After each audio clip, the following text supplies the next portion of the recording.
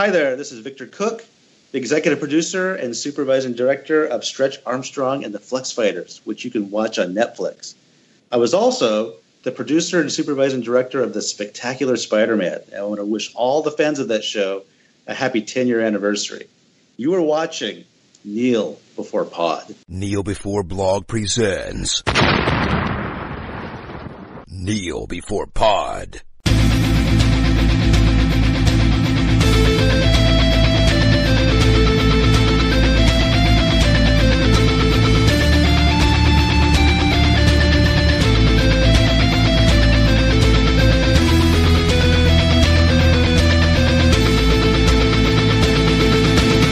Greetings, true believers, and welcome to another web-slinging edition of Kneel Before Pod, the podcast that has a tingle for superhero movies. The dust has settled on Endgame, so it's time to move on with the latest Marvel Cinematic Universe entry, Spider-Man Far From Home. To talk Spider-Man, I thought I would assemble the worst of the worst, the biggest villains known to man. So first, he's coarse, he's irritating, and he gets everywhere. It's our own Sandman, Isaac. Hello. Oh, cute. Next up, charging into the conversation, not worrying about who gets in our way, we have our own Rhino, Cat. Oh, that's surprising.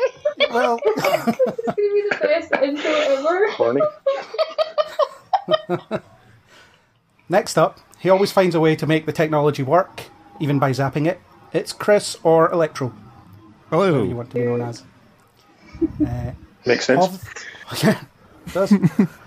Hovering over the conversation, waiting to strike at the right moment, pick up the scraps. It's Angus or the Vulture. Buongiorno. The penultimate introduction is, it's her job to distract us from what we're supposed to be talking about. Our very own Mysterio, Natalie. Oh my god. Pick that fishbowl off. It's just You're scaring the fish. so oh my god. And lastly, there's me. I brought us all together and used my many hands to make sure things run smoothly. I'm Craig, also known as Dr. Octopus. There we are. We are the Sinister Six. Because, why not? Is the Because you'll Sinister Six like a real thing? No, I just made it up. I really want that to be a thing. No, it is a real thing. It's a collection of Spider-Man villains, usually 6 in number, that team up to Why fight. do we like that? They're quite sinister. They are often quite sinister. Yeah. So there we go. That's everybody. Hi, everybody. Hi. Hello. Yup. Okay. So since we have a panel of 6, we're not going to do a Kneel Before Rise Against this time. The audience all just gave a collective aww. So we're not doing that. But we are going to talk a lot about Spider-Man. So one of my favourite topics. So let's launch straight into spoiler-free thoughts. I'm going to pick on the Vulture first. Angus, what did you think of Far From Home? Without spoilers. Without spoiling, I didn't know what to expect going in because there was obviously quite a big event happened before the events of this movie. Oh, really?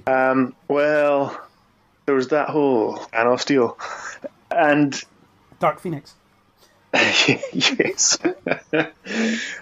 So I kind of had lowered expectations, which meant I think that I enjoyed a lot of this.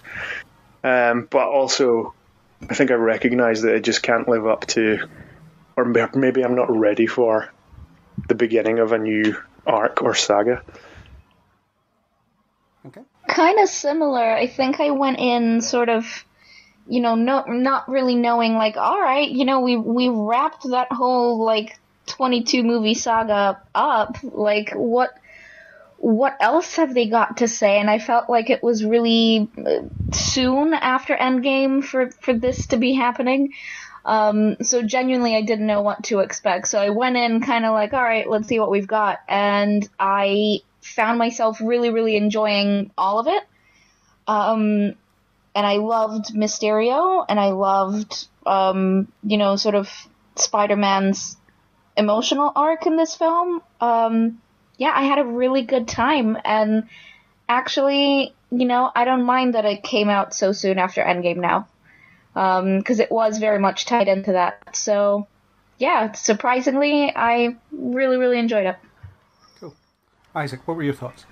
I really like this one. I think this might be one of my favourite of the Marvel movies. 'Cause it's just like super fun, and it's got like it's got like a sort of slightly rom-com side of it, and then a more superhero-y side of it. And it's just real fun. Just real fun movie. Natalie, what did you think? It was enjoyable, but I thought it had a slow start for somebody who have such a thing against Spider-Man and the number of Spider-Man movies that come out. That was good. Do you know what? I was pleasantly surprised by this. I thought it was going to be really tough to follow up Endgame and sort of deal with all the repercussions that spat out at the end. For it not to be Peter Parker rocking back and forth in tears for the whole 2-hour run. I think it was really good. Enjoyed it. I loved it, actually. I think my issues with the MCU version of Spider-Man, in terms of the actual setup, are kind of well documented. And they still exist, although they're systemic and they don't affect this film. I think they did really well with the characters, they did really well with the plot. It was nice to get a Spider-Man movie without the New York backdrop. That was different. They almost teased that in The Amazing Spider-Man 2 when he was going to move to London and then didn't, because they never made any of those movies after that. So I had a good time with it and kind of eager to see more whenever that happens. Okay, can we move into spoilers? Any objections? Anyone else have anything to say before we dive in? No. Go for it. Cool. Spider-Sense going crazy.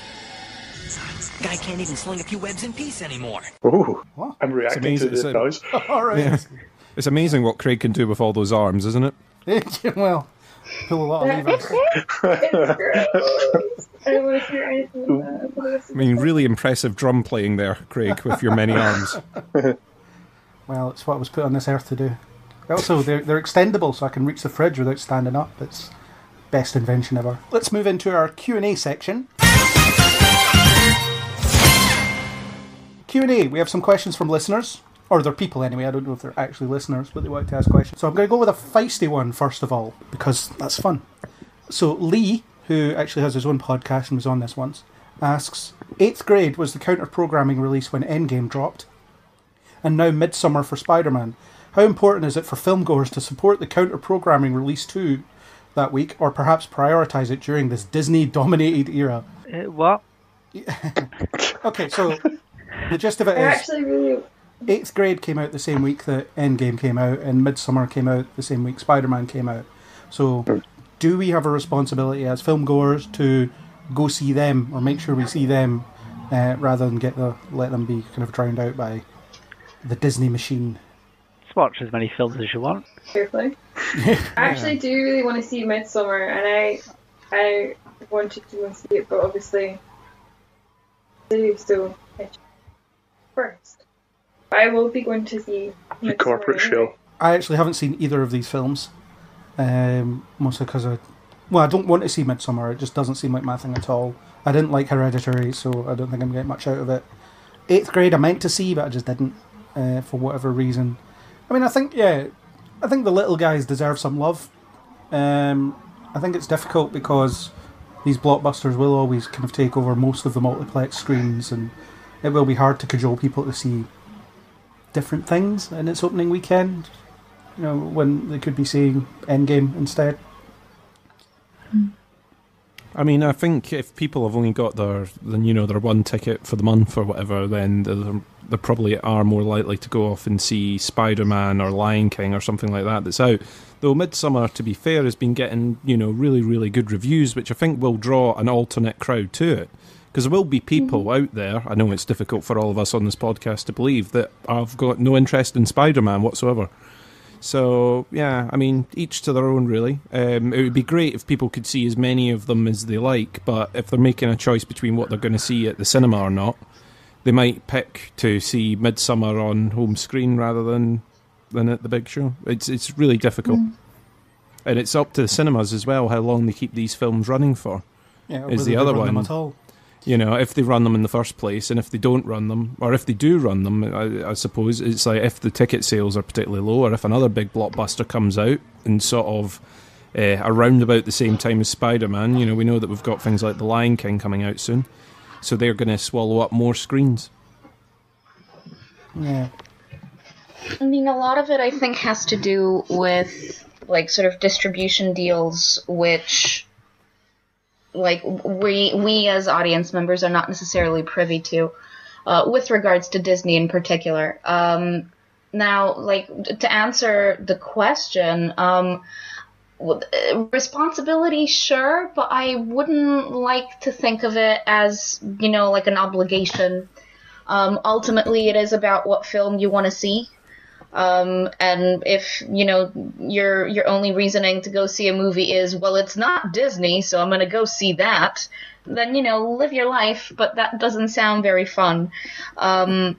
Now, you know, Midsommar looks fantastic, and I know a lot of people who have gone to see that over seeing Spider-Man, not in terms of, like, making a conscious choice to, like, snub Disney, but it genuinely was, like, the better choice for them. It just looked like more fun for them. And so, you know, I think the question is, you know, can you make a movie that's, you know, good enough, or that the marketing is good enough that will rival something as big as a Marvel movie? It looks like Midsommar has kind of done that so far.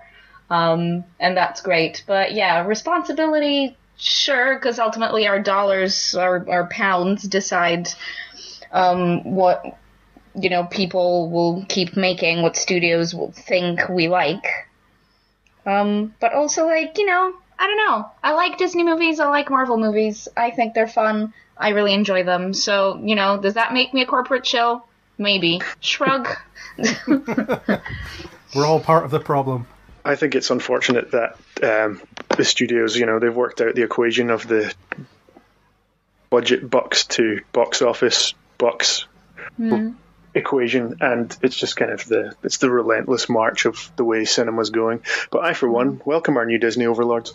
I was actually listening to an interview with Bruce Campbell recently. He was on Michael Rosenbaum's podcast, and he was talking about if any studio gave him like $120 million, he would make, like, I don't know, 50 films, you know, and of varying budgets, varying small budgets, and, you know, half of them would be middle of the road, you know, some of them would be terrible, and a couple of them would be great, and he sees that as a better business model in terms of that. And there's maybe some truth to that, I think. It's possible that, you know, I mean, it's been going around for years that the studios are spending too much money on these tentpole films, and, you know, gone are the days of the summer blockbuster. It's now like the summer blockbusters. You know, it's a couple of weeks and then there's another one, and it's inevitable that some will flop because people are just not spending the money on everything. I think they're just pretty shrewd about it, and until something else becomes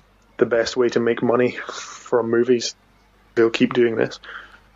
Yeah, I think eventually the sort of saturation of blockbuster bubble will burst, and then eventually we'll go back to, you know, the days of Independence Day where you had like the one or two big films a year, and that was you. And there'll be a lot of kind of smaller scale stuff people will end up enjoying. I think there will be a lot of stuff that is discovered after release, though. A lot of stuff that will be discovered, you know, once it goes to video, to use the older term, you know, popping up on Netflix, Amazon, and other services.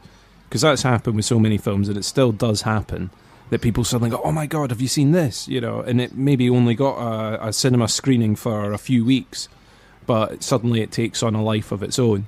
And I do think there's something to be said about these studios putting a bit of money aside to fund, you know, like you said, you know, 50-odd projects could be made for the same money as one big blockbuster movie. You know, I know that they will say that they do put money aside, but I don't think it's enough for that kind of film. And even if there was a fund put aside to promote them and give them the same level of PR that these blockbusters do, because I think that's where it's hit. You've got to get in people's faces, you've got to be in their social media feed, you've got to be on the TV shows, and you've got to try and promote it that way. I mean, I know a lot of the time these shows want the big stars on, but if the PR people want a film to be seen, they'll get it out there. And I think that's the kind of money that they need to throw behind some of these smaller budget films. Yeah, could be right. So, Lee, I hope that's a satisfactory answer to your question. You can let me know. Kat, you said you had a question and it was a silly one, so let's get a silly one after the... From Dominic, he says, very important, is there a gratuitous butt shot in this film? He needs to know. To answer your question, Dom, not really, but there is a lot of skin-tight Spider-Man, so, you know, He does get down to his boxers. That is true. There are gratuitous abs. And legs. Like, yes. multiple times. And Which is kind of weird. And his because shaved he looks legs. so young that it's almost beautiful. Gratuitous butt shot. In what sense? I mean, what is he... Yeah, Can he expect to see some booty? In particular, Spider-Man booty. Italy's ass, Czech Republic's ass. There is a mention to there is a mention to the old web shooter. Oh, God. Oh, yes. And lots of Peter Tingle. There is some Peter Tingle. It's true. Yeah, it doesn't... Yeah. It's kind of light on the kind of gratuity, isn't it? I mean, Marvel films generally are. They don't tend to go for that. I mean, you get a lot of lingering shots of Thor's abs, but I don't think anybody objects to that, I suppose. Unless it's an Endgame, in which case people are like, no, maybe not. But, yeah, I mean, when you look at Justice League as an example, there's quite a lot of, like, kind of bizarre, gratuitous stuff in there. Particularly with Wonder Woman. Let's just shoot her from behind and beneath all the time. Oh, it's like never. So there we go. Kind of a silly one. That answers that. Natalie, did you have one? I'll come back to mine in a minute. Okay. Fire away. One of them is from Christmas. Says, what was Mysterio going to do if he was really successful? That's a good question. Right? He was going to be the greatest hero the world has ever known. That was his plan, I guess. Would he get teamed up with the other Avengers then? And then they'd be like, an Avenger? you're kind of a VR hero? VR trooper, if you will. This guy? He'd have been alright until the first genuine threat arrived on Earth. You know, he'd be constantly doing little hero stuff with fake VR heroes, and then or villains, sorry, and then suddenly a serious threat would arrive on Earth, and he'd be absolutely taken out. He would just need to go into hiding for that week. Well, it depends how susceptible they are to drone strikes. Yeah. Do you not think though that the other Avengers would be able to like detect him for who he is? Oh yeah, I think anyone else except Spider-Man, this wouldn't have worked. I mean, can you imagine if they teamed up with Doctor Strange? It's like, this isn't real magic, what are you doing? Well, it's not real. Like, would it be real? And can you imagine, like, Thor trying to, like, come in light now? It would totally fuck up all the drones. Yeah. I think everybody else would see through it. Pretty much. Captain America would probably just keep giving him, like, pep talks. Like, hey, I know you're real nervous about this, pal, but it's the Avengers, like, don't worry, you'll fit in soon enough. He did now. Yeah, if Iron Man was still alive, he'd see through it immediately, because he'd be like, hey, you're that guy I fired a few years ago. There's no way Iron Man knows any of his stuff by their faces. But he'd have the technology. He would have had Edith, though, to tell him who that was. Or even just Friday. I have I have my own personal question about that. Yep. But we can come to that later. Okay. Another question is Craig, and he says, thoughts on that ending? Well, that ties in with one of my questions, which is from Laura, that says, WTF is going to happen next? I think we'll get to that. Yeah, that sounds like the sort of thing that is more like, probably take a bit of chat to sort of get to the bottom of. Yeah. Absolutely. Yeah. We will have thoughts on that ending, both Laura and, who was it? Craig, my Craig. namesake? Yeah. Craig. Okay, then I have one more. Okay. And it was, let's chat about the Fantastic Four teaser. Who has bought Stark Tower? What Fantastic Four teaser? I don't know. I've asked them to link me it. There isn't one. There we go. Well, is there though? No. So there weren't any hints or anything There like was that in nothing the movie? No. At all. No. Not really. Lord Craig, has this gone past you? I don't know. Did anyone else detect any Fantastic Four hints in the film? I know nothing of the Fantastic Four, so if there was one, I wouldn't have noticed it. Me either, so I'm stumped. I think I saw the Invisible Woman at one point. How funny. That's a good one. There is a suggestion that, because you do see Spider-Man swinging through the city at the end, and they're very deliberate in not showing the former Avengers Tower. At least its entirety. You sort of see it behind Grand Central, because that's where it is. But you don't actually see the building. So the suggestion is that they maybe bought the building, but equally it could be anybody else. A lot of people think Norman Osborn bought the building, which would probably make more sense. Why would he even sell it? Why would anyone sell? Because they had their nifty Avengers compound upstate, where if, for example, someone like Thanos decided to bomb the hell out of it, it wouldn't destroy the city. But why wouldn't Tony Stark have, like, in his will or any legislation to say that it should exist as a monument if anything happens to him? Because he sold it before that happened. Oh, it's... It was in Homecoming, the building was being sold. That was the whole climax. It was about that. I don't remember that. Yeah. It was when the remote control plane flew away and Peter had to bring it down. And I have a question, but it's from me. Okay. Was MJ's hair going the right direction when they were swinging through New York? Oh, I didn't notice. Was it not? I think it probably was, because because it's such a thing about how Kirsten Dunst's hair was supposed to be going the wrong way or something, right? Oh, okay. Mm-hmm.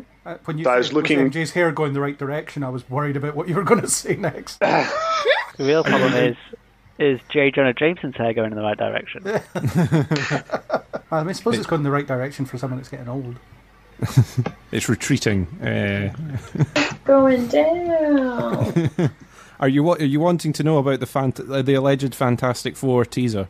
If you have the information. I've had a quick Google. Okay, so apparently at the end, when they are swinging through New York, they land on the ground in front of the old Avengers Tower. Yes. And in front of the building, there's a sign that says, "We can't wait to show you what comes next," along with the numbers 1, 2, and 3. Suggesting apparently it's going to be the Fantastic Four's headquarters. See, I read that as we can't wait to show you the post-credit scene because J. Jonah Jameson's in it. Yeah, I don't know. It's like I think there's people reading a lot into that, but yeah. But believe it if you want. Do you think there's a random X somewhere in the film that might be a tease for something that they want to do? I mean, I don't know. When the fire demon attacks or something, there's a streetlight that falls down and makes an X shape. Who knows? Rick, how many times did you see this one? 4. Oh, wow. Spider-Man 4 times? There we go. Confirmed. Yeah, yep. Oh my god. It's all a conspiracy. I'm the clue. I never knew. That's why you're pretending to know nothing about it. Like, oh, I know. If I say anything, Marvel will have me killed. Extreme. Yeah. Okay. Another question then. This one is from Scott. Scott Lang, Ant-Man, is asking a question. No one will take a picture with him, so he's asking a question instead. Do you think Peter's access to almost limitless resources gets in the way of what Spider-Man is supposed to be about? And I'm going to say yes. No. I think it really does. No. Because, well, my favourite versions of Spider-Man are the kind of self-made hero that, he cobbles together his tech because he has no money and does stuff. So I'm essentially talking about the PS4 game version here, which is probably my favourite since the comics. I think, other than Spectacular Spider-Man, I think that is a really good version. But at the same time, they've done it and they're not going to take it away. So you've got this issue of it doesn't make sense for him not to employ those resources. So when he's stuck in the Netherlands, he has to phone Happy because, of course, he can't get back otherwise. What else is he going to do? And he has access to that, so he might as well. I just have an issue with him getting handied everything. No, I don't think that what makes Spider-Man is the fact that he doesn't have resources. What makes him who he is the sort of hero he is, and I think that's still there. So I personally didn't have an issue with that.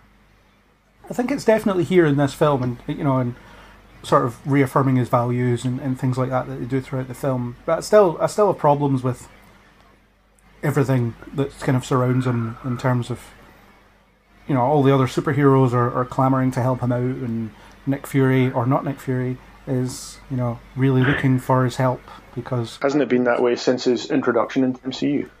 Yeah, for sure. And I think I tend to forget about it when he's in the Avengers movies or in Civil War, because he's kind of part of he's part of something bigger, but when he's on his own, I really notice it. I think it makes sense because of the universe that he's been put into at this point. I do agree that it kind of strays from the traditional path, and they've made efforts, in this film to sort of show that he is sort of quite brainy, scientifically gifted. He was able to work out a lot of different bits, but yeah, he does have all those resources thrown at him. He is able to use like the auto fabricator and stuff at the end to sort himself out a suit, but it's him that comes up with the design and the plans and the way to sort of interrupt the drones at the end. So he does still sort of craft himself, and I suppose the way they've done the ending of this film means that he might potentially lose access to some of those resources depending on what happens.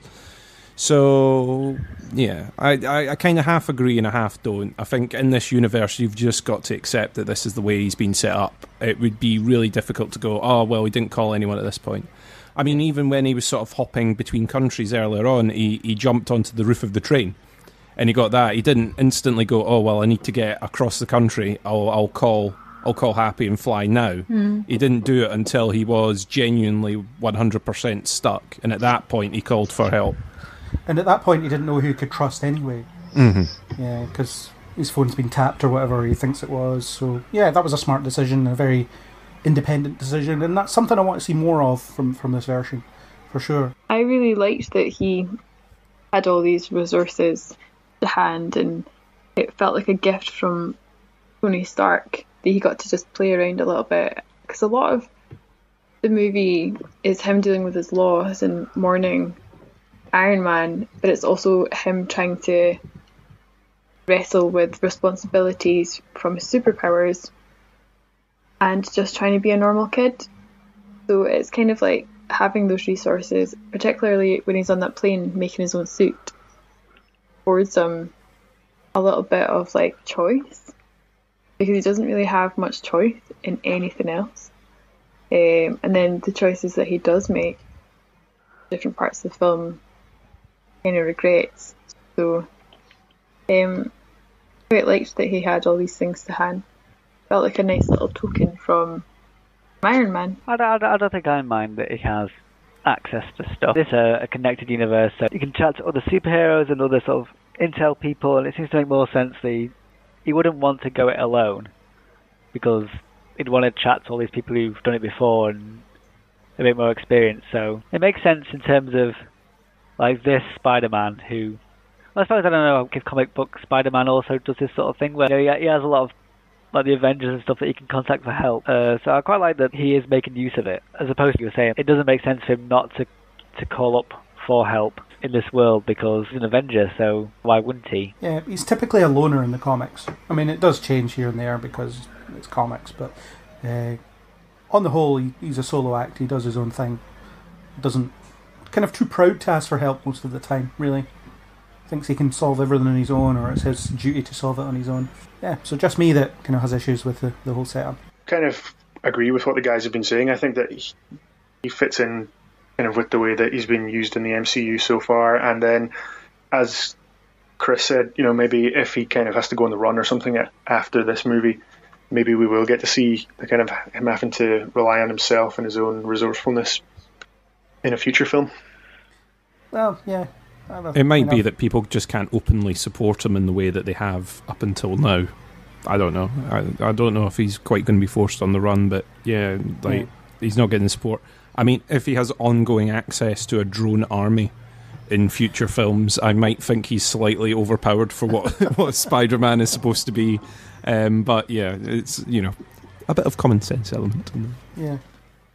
Okay, so next question is from Awais, and he says, How do you think the MJ-Peter dynamic in Far From Home compares to Peter and MJ in Raimi's trilogy and Peter and Gwen in Webb's films? Very good question. 3 very different sort of relationships that define, I suppose, the different iterations of Spider-Man. We'll ignore the Spiderverse one for the moment because that's a different can of worms. Isaac, you go first. Why not? This is definitely the best MJ that we've seen on cinema. Like, Zendaya's really, really good at it. I think also it helps that this Spider-Man has friends who aren't millionaires. In the Tobey Maguire one and Thingy one, it just basically hangs out with Harry Osborn all the time. So it's not like an accurate high school New York thing, unless you're friends with millionaires. But it makes more sense to just general audience. Oh yeah, there's Ned and there's Flash and there's that guy, whoever the guy was. The really tall guy who looked really grown up. I can't remember his name. Brad, yeah. And then you have like the school is more school looking. The bit at the intro where it's like the in memoriam and there's the blurry photos and the watermarks and stuff. In the Amazing Spider-Man and the original sort of Spider-Man movies, they don't really get too much.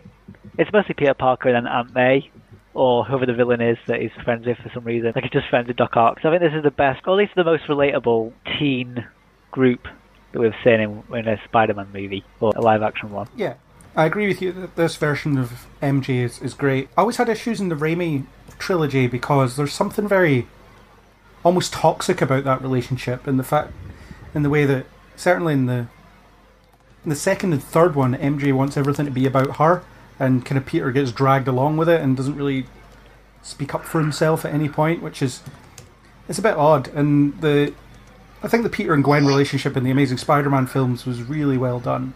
Maybe not so much in the second one where Peter's just an idiot, but certainly in the first one. I like that this one grows a bit more gradually. So in the first film there's no real hint at romance at all until, I guess, towards the end. And then this one, his objective is to speak to MJ and tell her how he feels. And in even one of the action sequences, the sort of climax of that action sequence is him being relieved that the necklace survived. Which is just this little touch that's just, yeah, this was what was important. Never mind all the people that might have died or drowned or whatever, it's fine. But the necklace is okay, so we're fine. But yeah, I like the way it grows and the awkwardness. I mean, I think my favourite parts of this film were the kind of teen awkwardness stuff at the start. I thought it was really good. And I think this version of MJ is quite fun in the sense, where she acts all tough, except around Peter, where she becomes a bit more vulnerable. I think that's a really nice touch. It's like he brings out that different side of her, whereas she's always playing up to everybody else, and it kind of happens throughout where whenever she's around everyone she's acting like she owns the place, I guess, but less so when Peter's there or when they're on their own. So yeah, I love it, and I think the relationships in the earlier films are what they are. The Peter MJ in the Raimi trilogy, as I've said, wasn't a fan of it, but Peter and Gwen was certainly very good as well, just for different reasons. I mean, this is definitely more of a teenage crush / romance thing, and I think it's been done really well and really fun. I think the Peter and Gwen stuff in the Amazing Spider-Man films, I think was really good and some of the best bits of those films. But the Peter and MJ stuff in this is just, it seems really genuine, which is quite nice. Yeah, I think they've got really good chemistry. Yeah, and a lot of the school stuff, the school relationships, like Isaac said, it seems more like an actual school. It doesn't seem like a college thing rather than a school, which I think is what the other ones have more been. So, yeah. Where did all these 35-year-olds come from? Yeah. I mean, Flash Thompson in the first Raimi Spider-Man film, what's his name? I forget the actor. Joe Manganiello. Like, he's not 16. Or 18 or 17 or whatever he's supposed to be. He's just not. And no one's going to tell me any different. Andrew Garfield kind of looked young in the first Amazing Spider-Man, but again, he's still like 25. I mean, Tom Holland is 23. Yeah, but he looks about 14. That is true, but, age is a number at this point. The Raimi MJ Kirsten Dunst version was very much like the two-dimensional caricature of, like, here's this beautiful girl and she falls in love with a nerd, and then it's like, oh wow, like, he got the girl finally because he's Spider-Man. And yeah, like, I think I absolutely agree that there is something toxic about that doesn't really like get addressed very much because, at this point the Raimi films are kind of like seen through nostalgia goggles for most of us.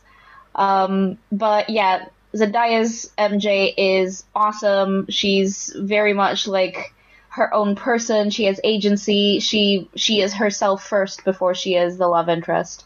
And I love that. And I actually I think they're so cute together. Like their little coy sort of like romance blooming. Like it's just beautiful. Like she's super cute, like with how she actually, does have feelings for him, but she doesn't want to say, and like she doesn't want to show it. And he's like, completely head over heels. And just that kind of like cute little dynamic is just adorable. So yeah, I absolutely agree. This probably is my favorite of the three, like sort of different versions of like Spider-Man's love interest for sure. I think the fact that she's taller than him makes it look more like a high school romance as well. And it doesn't. It's not like it's definitely not a problem. I just like seeing the two of them together, and then it just makes it look more real. Yeah. Yeah. Kind of ties into the awkwardness thing because she like dwarfs him, and so he's like looking up and just being, "Hi, MJ, I've got something to tell you." There's a broken necklace.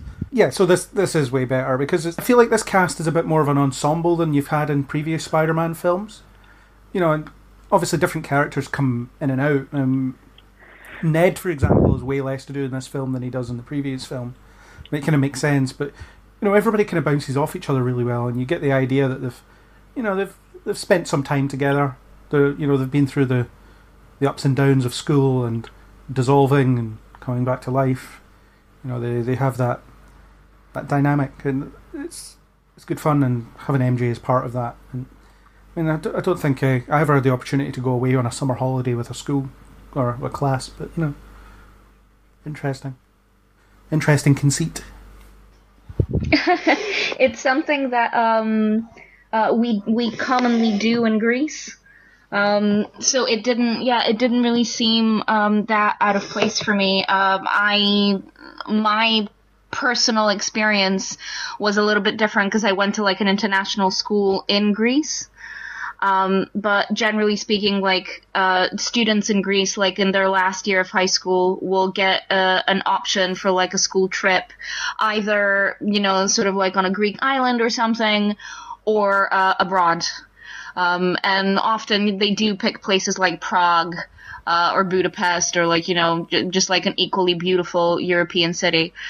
So this in itself didn't seem that out of place, although like I don't know what kind of resources Peter's school has, but yeah, I don't know, it only just occurred to me that other people don't do this. Well, not during the summer. I mean, we did have like the option to go on like trips here and there during the school year, but yeah, not as a summer thing. You're not sick of seeing these people for 8 months or however long the school term is. Let's go on holiday together, because that sounds like a thing we should do. A couple of teachers just been like, yeah, I'm not sick of these kids. I'll go on holiday with them for the summer. It's a bit insane, but never mind. It's like what Kat says. I'm pretty nostalgic about the one that I grew up, which was Tobey Maguire, Kirsten Dunst. But this movie in particular, actually, I think deals with their blossoming friendship relationship so well, and I was like so giddy for them like the whole movie, because I was like, this is legit too cute. I think it's been done really well, and I want to go back and watch it again for multiple reasons, but I really enjoyed watching them together on screen. I thought it was really cute. Cool. We have one more question that may end up covering or branching us into something else anyway. So this is Laura again. What was the point in having fake Fury the whole way through? I don't think we know yet. Good point, yeah. What's the point for the purposes of this film? Yeah, I mean, I kind of had a similar thing thinking about sort of S.H.I.E.L.D.'s involvement in the whole thing, to be honest. I think it would have been more interesting, perhaps, if Mysterio had been the one that had kept moving his trip about. If you hadn't known Fury's involvement in the whole thing, if you didn't know Mysterio was planning everything and this trip constantly went wrong and was constantly getting moved about, and it turned out it was Mysterio constantly coming up with ways to get Peter involved in what was going on across Europe. Oh, that would have been fun. Yeah. Hmm. I mean, I'm not sure the plot really needed Nick Fury to keep it moving. I think we should probably agree what we're going to call this guy, right? Because he's not Nick Fury, but, you know... Not Fury. Yeah. We'll just call him Fury. It makes life easier. But he's actually Talos from... You could just call him, like, Fake Fury. Fake Fury, yeah. Fake Fury, I love it. Fake Fury. The thing about it was, I mean, throughout the film I was wondering, like, I kept thinking on the first viewing that this... You know, they've written Fury really badly here. Because he's useless throughout. I mean... Surely Nick Fury would see through Beck's shtick pretty much right away, because it's not very convincing, is it? Somehow he's managed to convince Nick Fury that parallel universes exist, when they may not. They probably do, but that'll be in like Phase 5 or something like that. But somehow he's managed to convince him of that, and then the drone attacks have got to be easy to see through as well. Like, if you turn thermal imaging on like the fire creature, you're probably just going to see a bunch of drones. You know, a bunch of like thermally lit up drones. So it kind of explains why he's so ineffective throughout, but also I'm not sure what he really brings to the plot. I think he was really badly overused as well. There was just too much of him. Do you think that they added this fake Fury on at the end of things because they were like, oh, we've actually done a bad? Or do you think that it was always intended that he was I that get the impression character? it was deliberate, because upon second, third and fourth viewing, I was kind of keeping an eye on him throughout, and there are little clues here and there, and he's always acting the same as well. He never seems quite right.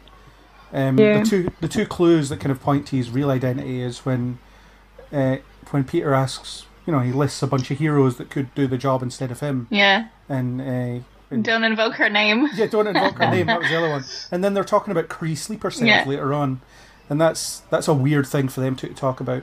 And there's also like Maria Hill sasses him a lot more than the real Maria Hill would. You know, she doesn't really answer back to him in previous appearances. So, yeah. Oh, I didn't notice that. You're right though. Yeah. Yeah.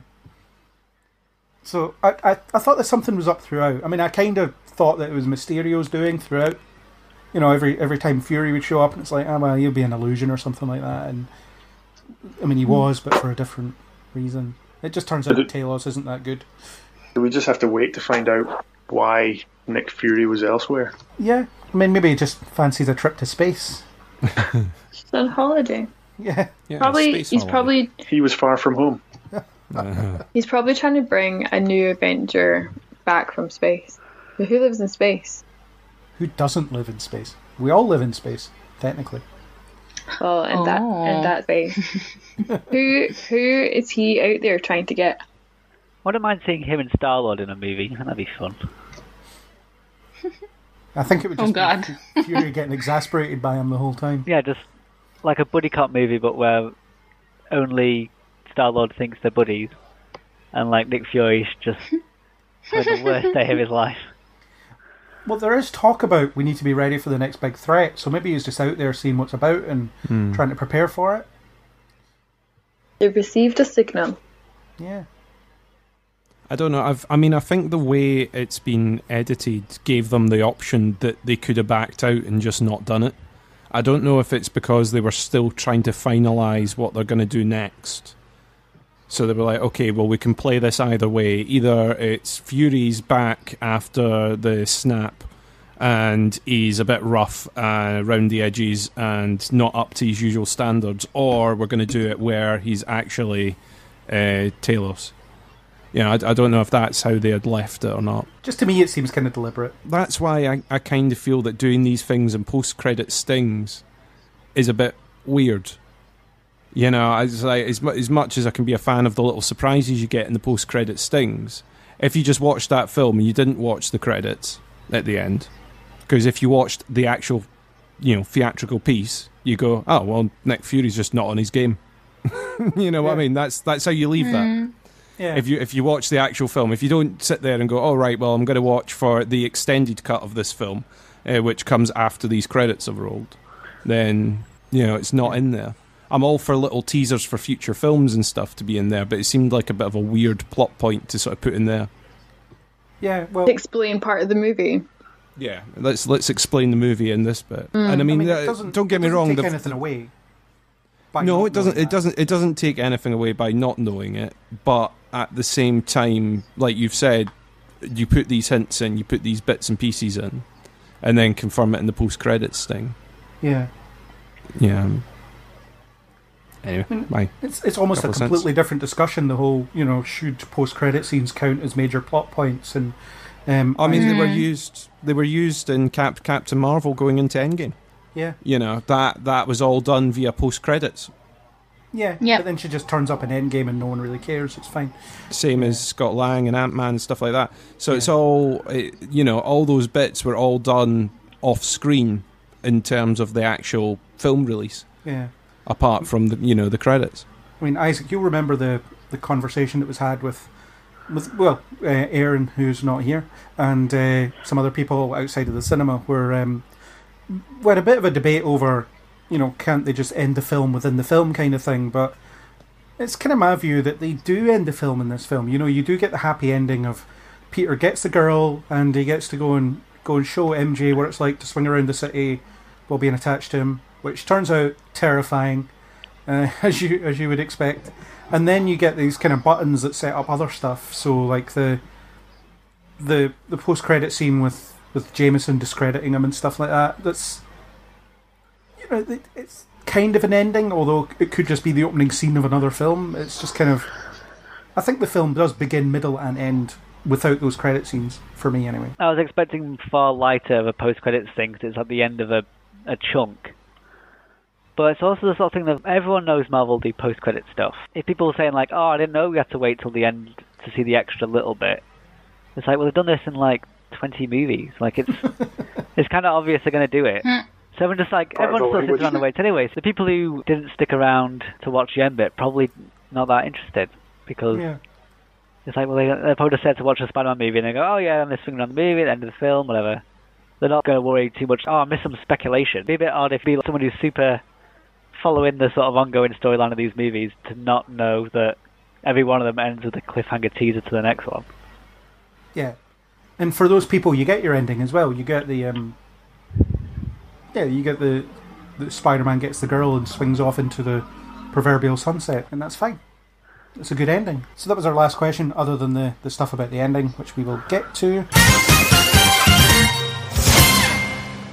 Let's get on to kind of a bit of plot. So we got a bit of follow-up from Endgame and the implications of what happened, and I absolutely loved that. I loved the shadily edited recap, I guess, over the at the start of the film with the song and the pixelated picture of Vision and the Getty Images watermark on the candle gif.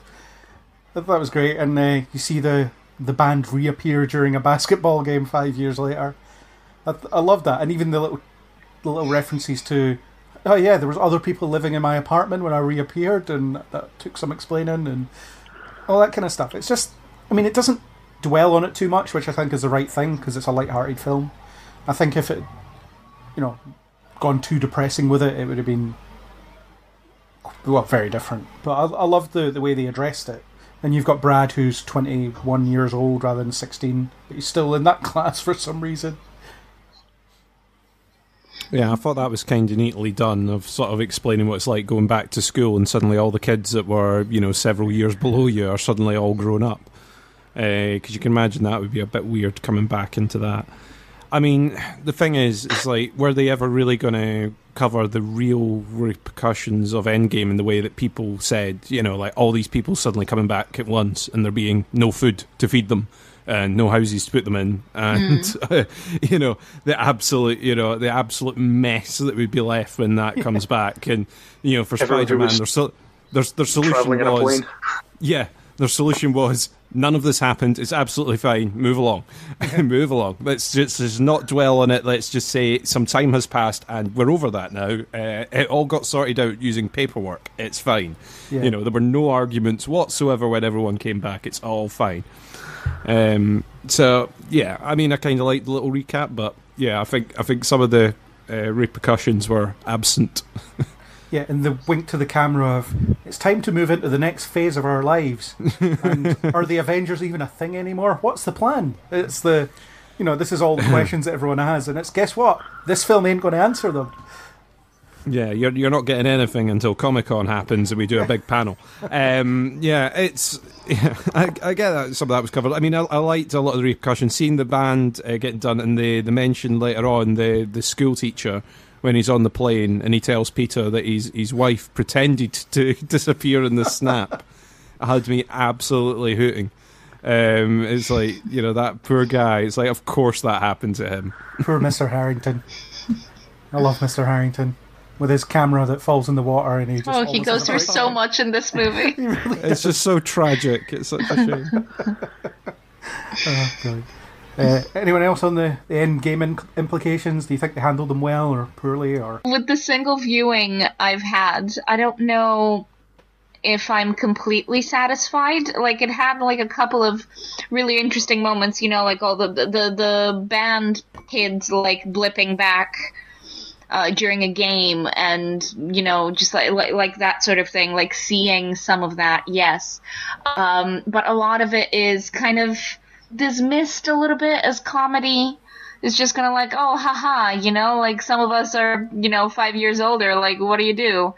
And it's like, yeah, like it's kind of dealt with in the first few minutes, we laugh at it, and then we move on. Personally, I would have loved to see a little bit more of that, but also, like, this isn't, like, an Endgame epilogue at the Spider-Man movie. Yeah. So, we couldn't have dwelt on that too much without this becoming, like, a different kind of film. So I understand why they didn't and couldn't do that. Yeah, and I feel like maybe if I watch it again, like, I won't mind so much. I don't know. Yeah, I think it was more about the impact of Tony Stark's death, I guess, and the fact that you see pictures of him and graffiti and everything everywhere. Obviously, it's supposed to be a thing for Peter, because everywhere he turns, he sees Tony Stark's iron face. But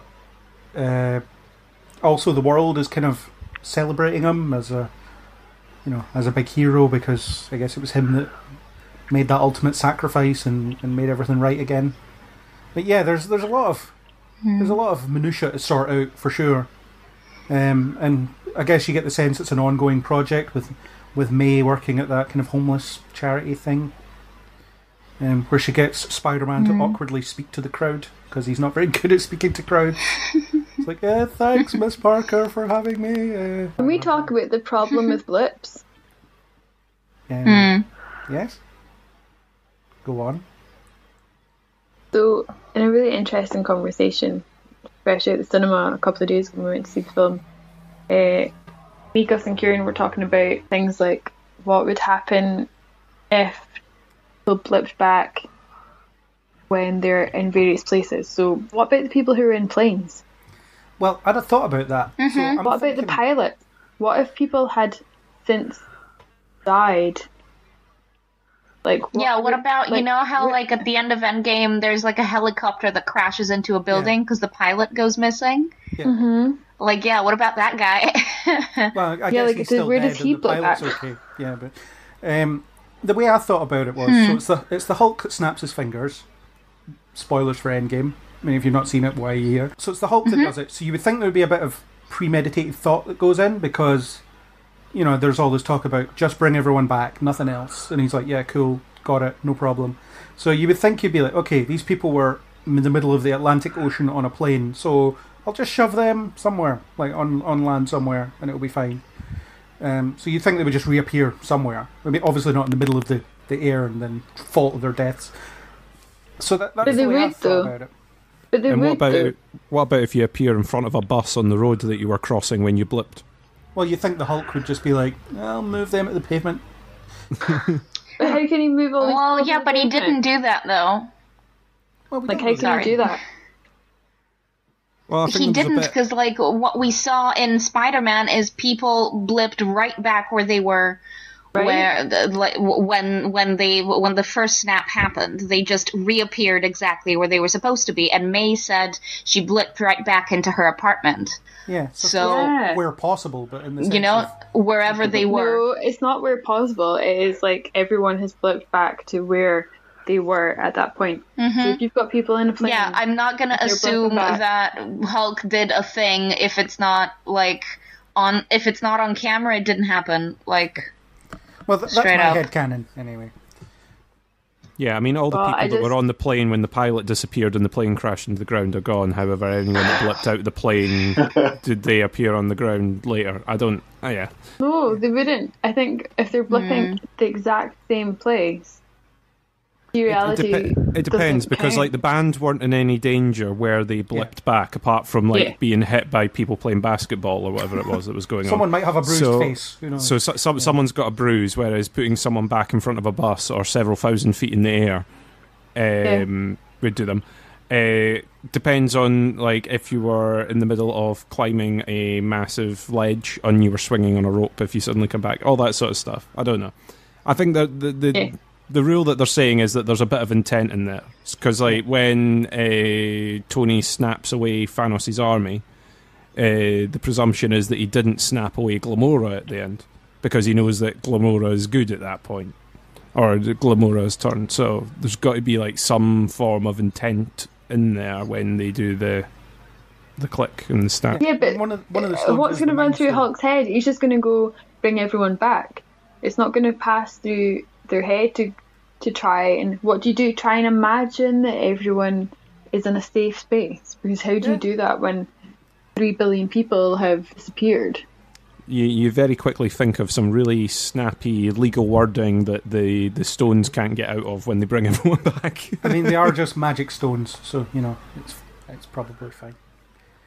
Well, that was something that had our mind in a boggle, so... Anyway, this movie was lighthearted, and they swept all that dust under the rug with this sort of Comic Sans montage.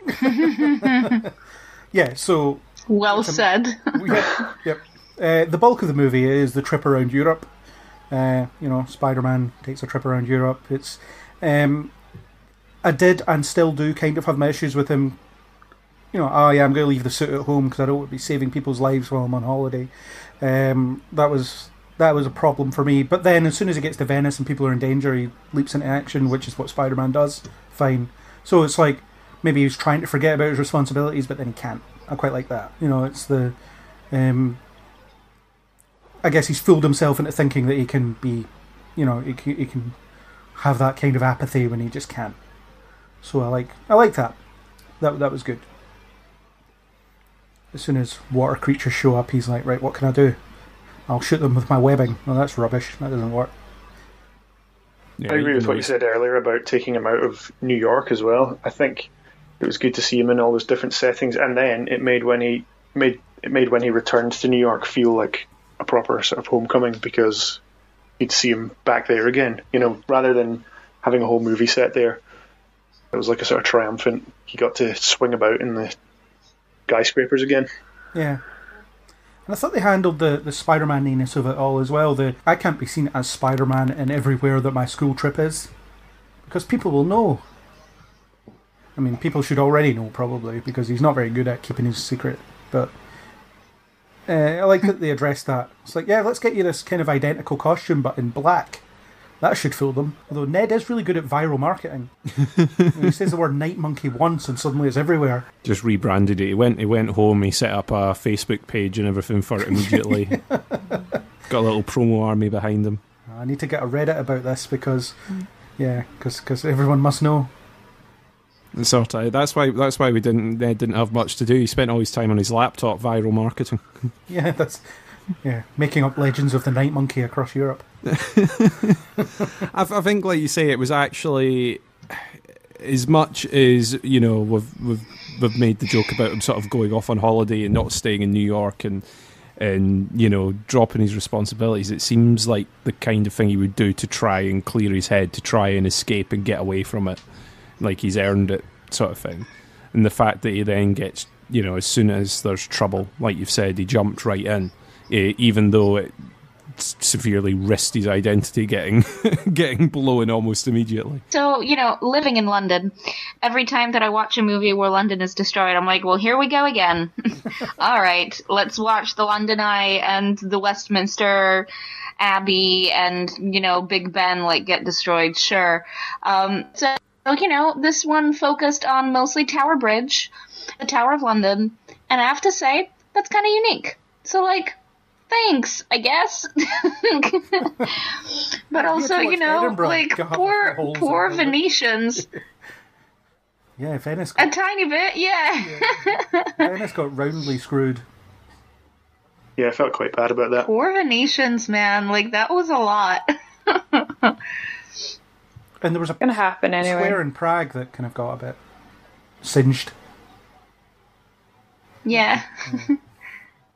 I've been to that Gothic bridge. That's quite cool to see in a movie. Yeah, I've seen. They locationally they seem to do quite well. Certainly, I've been to Prague and I was like, I've been there. Cool. Mm. Yeah, been to that square. Not during the carnival. That was amazing though, but not as amazing as a 4-hour opera. No. Kind of want his travel agent because he managed to get about into some nice places.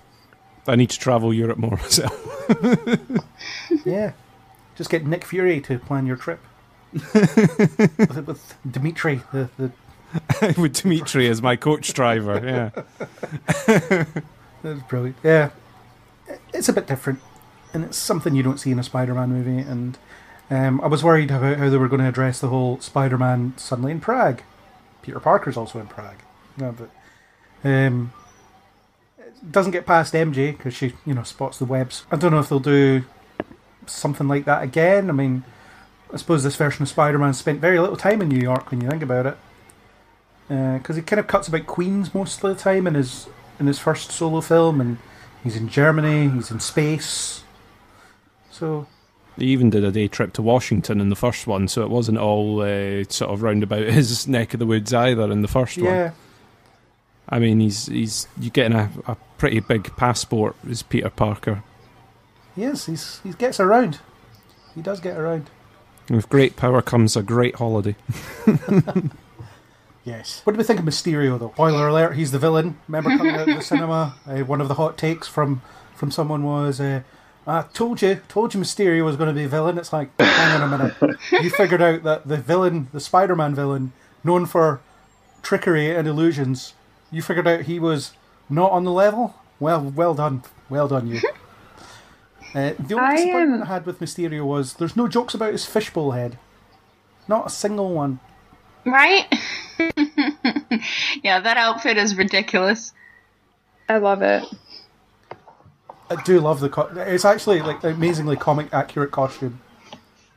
Oh, it's just fantastic. I mean, in particular, I've got to call out to the person that ironed the cape, because the Janice. cape was Janice. She was Janice amazing. with the cape. Well done, Janice. Just steam ironing the cape during a Janice, a Janice, the disaster. true hero. But kind of I like the whole, so they start off the multiverse thing and these kind of elaborate illusions, and I haven't really noticed this, but apparently during the attack on Prague, you'll see the fire monster attack a car, and instead of being on fire, whatever, it'll have bullet holes. So they're kind of building up to it throughout, there's clues throughout. There is a bit that I did notice on my fourth viewing. It's after Peter buys the necklace, and he's walking with MJ, and behind him is some guy in a hat and a Hawaiian shirt, and that's actually Jake Gyllenhaal. He's watching them. Because I remember the first 3 times I saw it, I was like, there's something weird about that guy. Maybe he's just one of those hammy extras that they missed on the edit, who just winks at the camera or whatever. But no, it's him. Quite like that he was determined to build an Avengers level threat by the end of it, which kind of addresses the standalone movies, being a bit of a letdown between the big ones. Yeah, and it's also a bit of a meta-narrative on what it takes to build these sequences in the first place as well. All the thought, all the planning, everything that goes into making them happen. Even all the people that go into making them happen, because he has his entourage that are, responsible for different things. I mean, it was the storytelling element of them taking the mickey out themselves, going, I can't believe they swallowed up all that, people will believe anything sort of angle. Which is the, kind of taking a mickey of themselves, but also of our current situation in the media as well. Yeah. So it was kind of the double edge of that I liked. Yeah, like fake news. Yeah, it's like people will believe anything, and even if they don't, if you say it often enough, people will start to believe anything. So yeah, he's got to cut through the static, and he has to destroy London in order to, to be taken seriously. And it was all really good. And I mean, it's another villain that's because of Tony Stark. Another guy wronged by Tony Stark at some point that's now become a problem for Spider-Man, which is hilarious. Which of Tony Stark's former employees do you think he'll be fighting in the next film? Craven the Accountant.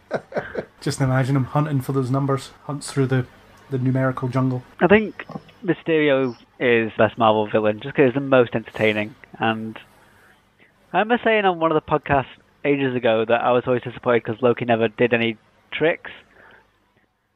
I was like, Loki didn't really get a good chance to be the god of mischief and stuff. And then this film just has a whole segment where you have no idea what is going on. I'm thinking oh, finally, this is should have been this ages ago with Thor. Now it's just sort of finally caught up. Yeah, that's actually my favourite part of the film is the whole illusion sequence where Mysterio is just messing with him, and you have the fishbowl head turns into a snow globe, and he lifts it off his head, and it's like a snow globe with New York inside it. It's amazing. It's really good. Just such a fun sequence. And Jake Gyllenhaal, just really entertaining. It's also funny that he was almost Spider-Man. Yeah, he was fantastic. He was almost Spider-Man. Yeah. Tobey Maguire hurt his back when filming Seabiscuit. And it was getting closer and closer to the day that we're going to start filming Spider-Man 2, and it wasn't clear if he was going to be medically fit to do it or not. So Jake Gyllenhaal was in standby. And yeah, imagine that. By days, apparently. I mean, there's different takes on the story, but reportedly Sam Raimi was ready to be like, right, you're up. Wow, can you imagine? I can't imagine. No, I mean, he was a good bit younger then. This was in 2005 or whatever. So, Mysterio is my favourite villain for Spider-Man because of the game that I used to have for I think it was the Sega Master System, and Mysterio was my absolute favourite person to battle with. But the whole see when it started and he's all like, I'm from outer space and I'm a good guy, and I was like, what the hell is this? What the hell have they done with this character? And then I was realising, oh, I'm one of those gullible schmucks that's been told oh, they'll believe anything. Yeah. And I was like, damn it. But I was so happy when he became when we saw him for who he was. It made me so happy, but obviously pretty gutted for Spider-Man because he's really thinking he can trust someone. But I think their relationship is really, really nice, and you can see Mysterio really struggling with his conscience to do wrong by him, especially when he pays him compliments, when he tells him to not apologise for being the smartest person in the room and stuff. You can just see that he takes that on such a personal level, and really every scene that had Mysterio in it, absolutely loved. Even he goes batshit crazy at the end, absolutely 100%. loved it. Yeah, absolutely loved it. Mm-hmm. I need to see it again. He's so good at the comedy of it as well. It's when they revealed the truth.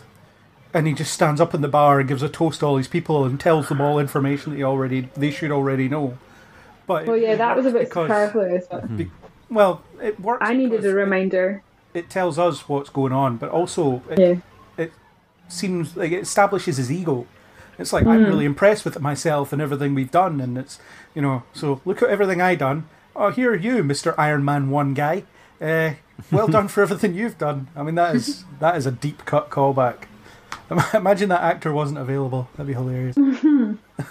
They could have had any number of people.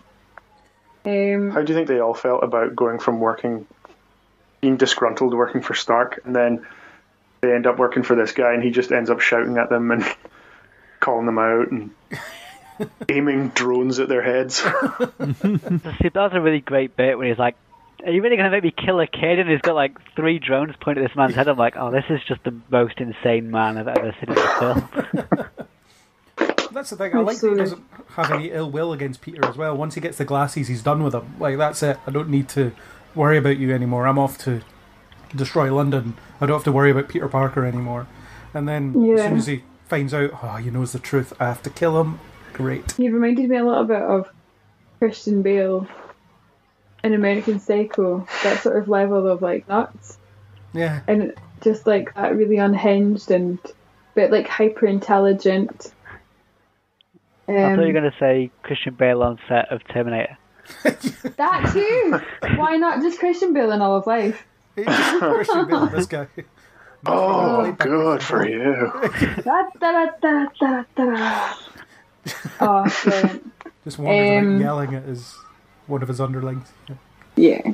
No, really liked it. And I have to be honest, the whole start of the movie was really slow, kind of bumbled along quite a bit, and I was a bit like, okay, it's alright, because like I'm interested in seeing how this Spider-Man does, but so glad it picked up where it did, because otherwise I would have found the movie so boring.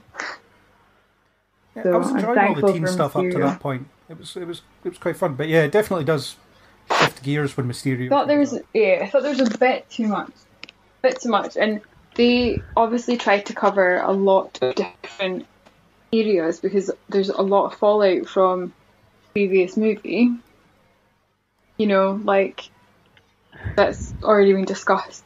Trying to deal with the blipping back and bosses and all of that. Like, kind of did a different movie for that, I feel. Terms with Endgame.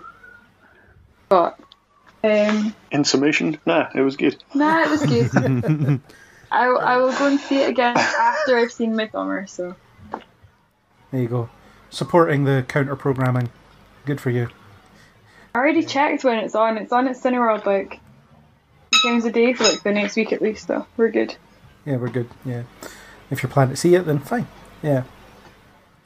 So what else about Mysterio? Yeah, so it's funny how the Spider-Man films have kind of the best MCU villains, or some of the best MCU villains, because Vulture is really good in a different way. And Mysterio, good fun. And I quite like the kind of parallel universe backstory because, well, it's not clear if Quentin Beck is his real name, or if it's like an assumed name. Because, you could just Google Quentin Beck and then it would come up, oh, look, here's that guy who got fired from Stark Industries because he's insane. So I don't know. The film doesn't really tell you. He just goes by Quentin Beck. Yeah, I think it's the same reason that you never see Peter sort of using the Edith glasses around him, because as soon as you looked at him with them on, it would go, hey, hang on, what's up with this guy? Yeah. Well, I mean, he is wearing them around him at one point. Yeah, but not activated, not with the... I don't know, he's like trying to turn over ownership. That's some really weird security on those glasses. There's no two-factor authentication here. It's just, yep, give in to this guy. See you later. So anyone that sounds like Peter Parker can apparently give over control of this weapons array. What I didn't understand, I have another problem with this. I don't understand how Edith can ever aim at Spider-Man. Why is that allowed? Why is that in the programming that she could ever hurt Spider-Man? Well, I guess he didn't have to get control back. He already had control. That's a weird one. No, but do you know, like, when Mysterio's all, like, targeting him with the drones, when they're on the bridge and things, and I'm like, why is he just not like, that's not allowed? I guess Stark never thought that Peter would be stupid enough to hand it over to someone that was going to kill him. Yeah, but why is it in the system that he can be a target? Because Peter could eventually become a threat at some point. So you've always seen that, like, Tony had plans to take out anyone else if he needed to. So it would make sense that he would always leave it in there that if the system had to defend against Peter Parker, it could. But why leave it in his hands if he thought that he could ever be a threat? To leave it to someone, I suppose. Well, he could have destroyed it. Yeah, I have issues with the Edith concept anyway. I think He wouldn't have. I think it's quite problematic, and also it's one of those things that would have been really useful in the past. Perhaps during the climax of Endgame. It's like, Thanos, you have an army. Well, I've got an army of drones. So suck on that. I think it's one of those weapon systems that's, I mean, you said it earlier, Chris, it's something that Spider-Man should certainly not have access to at any point, because it's like, oh well, I'll just launch a drone. It's like in Assassin's Creed, you know, it gets to the point where you've recruited a bunch of other assassins and you can just get them to kill all your targets for you. You don't have to do anything. I mean, the last will and testament of Tony Stark must have been some sort of firm reading, you know. To Pepper, I leave the house and my company. To Peter Parker, I leave access to this weapons platform orbiting the Earth. That's all, folks. Bye. And my collection of comic books goes to Captain America. See you later. Yeah. I mean, how is Edith any better than Ultron, really? I mean, yes, it's controlled by a human, but as we've seen, that can be used horribly wrong. It's still got the opportunity to go terribly wrong, hasn't it? Well, we've seen it go terribly wrong already, but yeah. I don't know. It seems like the kind of thing he wouldn't have made after the mistakes of the first, but I suppose he's maybe not put as much automation into it as he did with the Ultron robots. I don't know. No, but it supported this version of Mysterio, so they kind of just needed it for the movie. Yeah. I mean, Edith does have listening issues. Is Brad a target? Yes. I'm just going to kill him. Fine. Like, is there no stun option? Edith. Weird concept. And I'm not sure what they do with it in future films. Like, they just could forget about it. Yeah. We can't be trusted to potentially set off another Mysterio. So let's just put that in the back of the cupboard and never think about it again. Yeah, it's just one of those other Stark inventions that no one ever worries about ever again. Yeah. Yeah. It's problematic. But especially when it's almost killing teenagers based on the half-heard orders from a teenager. Well, he's not a teenager, he's like 21. But you know what I mean. What about the other side characters? So we've got, Happy and... Yeah, let's talk about Happy. Why not? Happy he's in this film. And he's quite useful. I think it's really weird that Happy manages to be in these films and do nothing, but yet be really important. Yeah, I think I've had enough of Happy. You've had enough of Happy. Yeah, I mean, I know that he's there to kind of bring the Tony Stark nostalgia, and for people to be like, oh yeah, remember him, and he's got the soundtrack. He can stick on the AC/DC or Led Zeppelin if that's what Peter thinks it is. But yeah, I don't know. I think I've had enough of Happy. Seen enough Happy. I like Happy. He's just cruising around his jet, picking up teenagers, which isn't as dodgy as it sounds. Just flying around in a jet. That's what he does. He's also not very good at throwing shields, which I thought that killed me. That absolutely killed me. No, it was a neat little bit. I mean, yeah, I mean, he's a bit of fun to have in there, and he was kind of Peter's primary contact in Homecoming. As much as he interacted with Tony Stark, he interacted more with Happy for the majority of it. Because Jon Favreau's cheaper. Yeah, much cheaper. But yeah, I think he's a bit of fun in this, isn't he? I don't know quite the angle that they were going for with his relationship with Aunt May. That was a bit of a weird thing for them to be doing in the film. But yeah, apart from that, yeah, cool. It's like, Aunt May, do you not remember Uncle Ben? Do I remember Uncle Ben? Does anyone remember Uncle Ben? I mean, yeah, you see his little travel suitcase he takes with him. It's got the initials. Ben's. Yeah. But that's it. Kind of Tony Stark is more Uncle Ben in this. He's been dead for a while, so what are you supposed to do? There's a meme where it's like whoever the Avengers face next, just get them to be Peter Parker's father figure, and eventually they'll get killed. This is true. He does burn through father figures. Aww. Yeah. That's a shame. I wasn't a huge fan of the Happy May relationship. I think it was just kind of crowbarred in, and also I thought it was a bit weird when they were about to die in the Crown Jewels vault, and he just shouts out in front of all the other teenagers, "I'm in love with Spider-Man's aunt." Yeah, I mean, if they didn't already know, when they see him later, like, wait, that's Peter's aunt?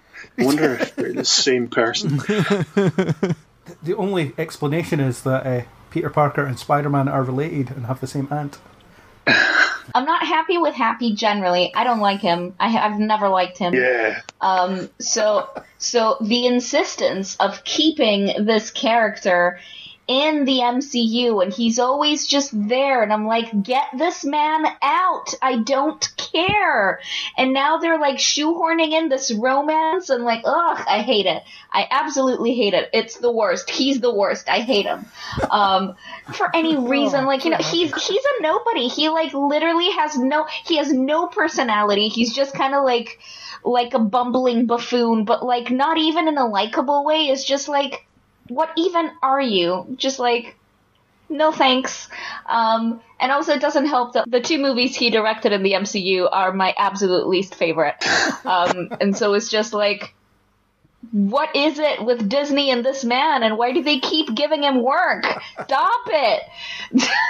Stop this, please! Anyway, yeah, no. TLDR, not a fan of this romance. So he makes good sandwiches. Oh, I don't care. I can make a good sandwich. Are they going to give me a role in the MCU? I don't think so. You never know. Just write to them. Yeah. And say, I can make a good sandwich. Maybe you'll be. That's a good application. Like, yeah. Oh, well then. Yeah, who knows? I quite like the kind of function he had in that particular scene, though. You know, where he was helping.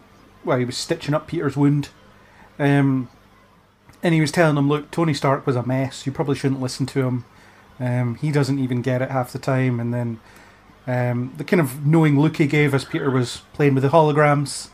It's like, that's just like Tony did. And I really liked that scene. I think that was a really strong scene. Other than that, in the film, I mean, he disappears for quite a lot of it. I think just hanging around May and eating her lunch and stuff is, you don't really need that. That particular scene was really good. I really liked that scene.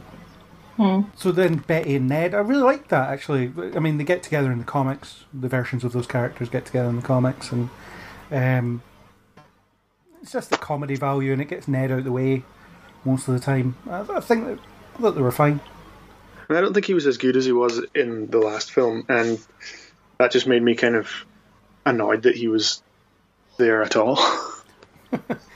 No, I think they definitely flipped MJ into his spot in this film, in terms of the screen time and stuff like that. I like when he gets tranquilized by Fury. That's quite funny. I mean, Isaac, you wanted him to chokehold, you know. Oh yeah, I wanted to like sneak up and then see Samuel L. Jackson like chokeholding a teenager while like Peter Parker's still talking about like liking a girl. But actually Ben Mendelsohn. Chokeholding a teenager. Yeah, why not? That'd be hilarious. It would be hilarious. I love the teachers. Particularly Mr. Harrington, just the most tragic guy ever.